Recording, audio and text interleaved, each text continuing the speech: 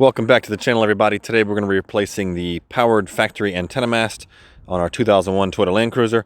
You can see here we've already got a new stubby antenna on, so I'll walk you through how to pull the old one out if you're looking to replace this with another OEM one, and I'll also show you how you can go ahead and put a new stubby one on if you want to do that as well. So I had to replace mine. It stopped working a couple years ago. I was in an ice storm, as you can see in the picture here, and got a lot of ice buildup, and it just was too much weight for it and snapped it off. So the antenna stopped working. It went down into its sleeve here, and then it never came back up out. So I got pretty bad reception. These things can fail for a number of reasons. Over 15, 20 years, that motor is going to give out. The cable inside of here can get stuck. So you can do different kind of repairs to this if you want. But today we're just going to show you how to take it out and then put that new stubby one in.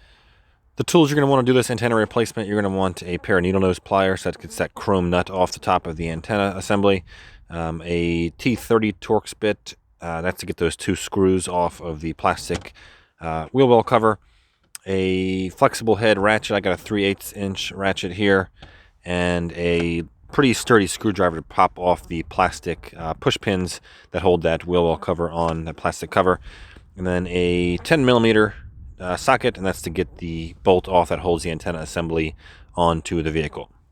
I was able to get that retaining nut off here. Just used some needle nose pliers, put them in those grooves, and went ahead and twisted it. Tried to use those same pliers to pull up on the antenna, but I got no luck. So something must be kind of stuck down in the unit itself, the actual motor. So we're gonna go ahead and take that apart next. You can see to get in here we have two different Torx bolts we got to get removed, and then a couple of plastic push pins that are probably going to break on us. Looks like there might have been one here, but that's no longer there on mine. So we have our ratchet here, and we have our T30 Torx bit.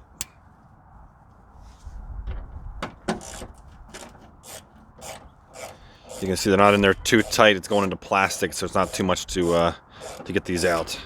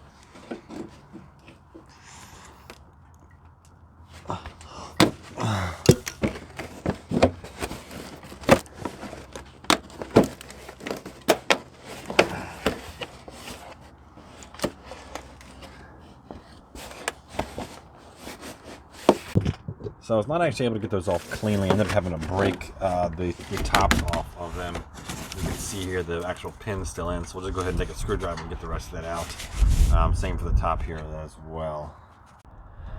So once we get this off, there's a bolt right up here that we're going to go ahead and remove, so I can show it to you. Right up in there. There's a small one here that actually holds the antenna to the bracket, but we're not going to get that one. We're going to get this big one up here that holds it to the frame. So it didn't give me too much trouble trying to crack it. It's coming out pretty easy here. So once we get it out, we'll go ahead and get that antenna assembly out of here and get taking it apart. All right, so you can see it's coming out pretty easy here, almost at the very end. Probably get the rest by hand. All right, so we got that bolt out. So I'm going to go ahead and try to wiggle this thing out of here. It's going to be some resistance. Oh, there we go. Give me some resistance up top, but end up the entire assembly end up coming through.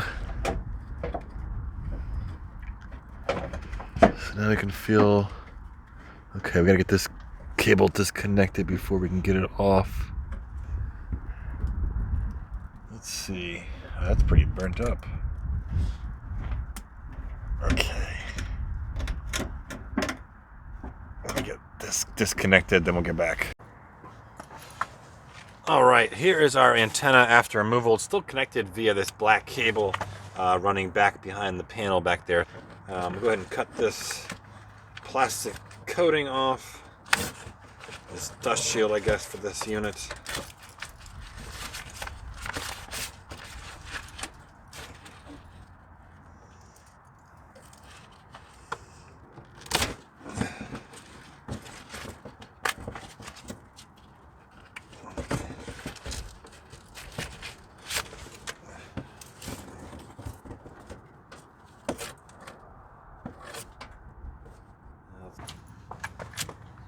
Can't get this cover off.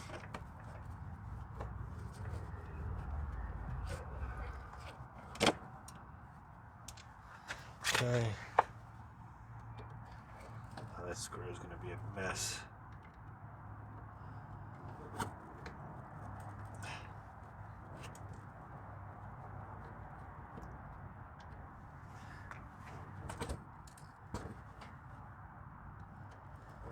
Yeah, that one's not even going to budge.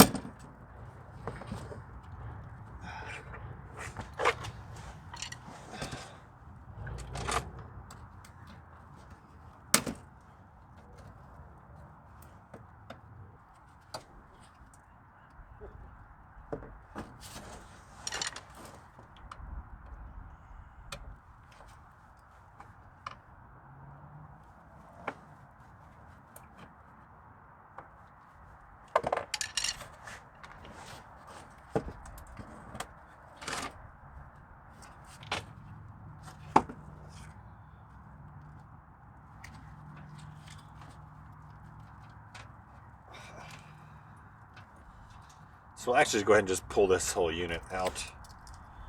Wow. So there is our actual antenna. The one that's been giving us problems.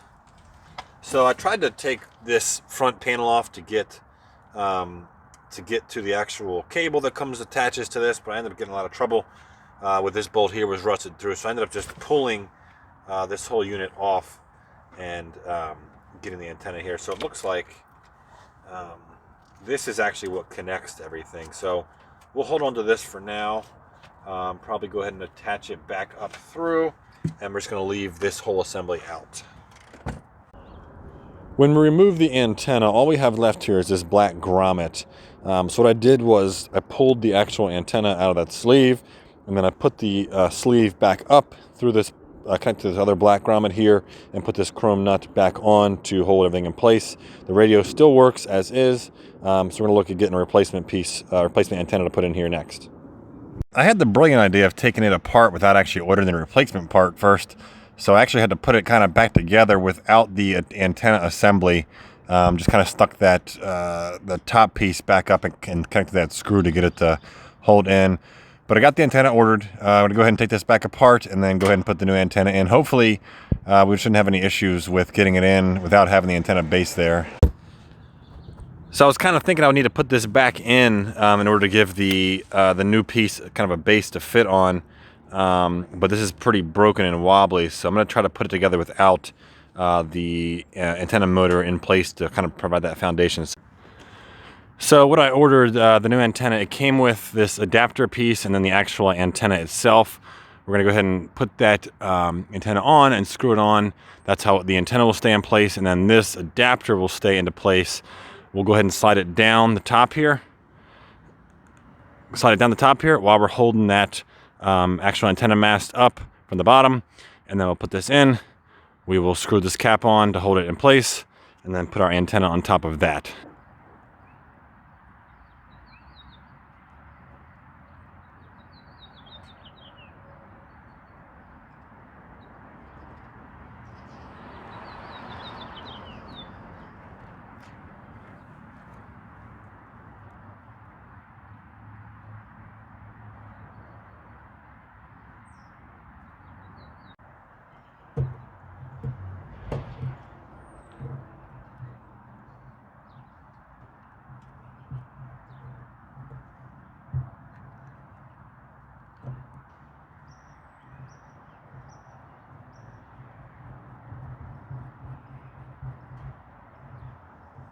We have our new antenna here. It is screwed into the adapter unit, which is sitting inside of that old antenna sleeve that was already in place from the vehicle.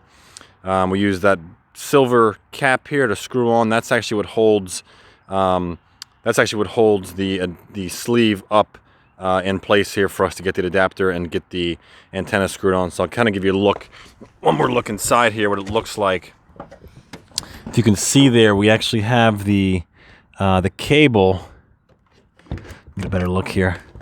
We actually have that cable that comes out of the firewall for the radio itself, and that feeds up to that sleeve, which then connects to the adapter, which the antenna is screwed into.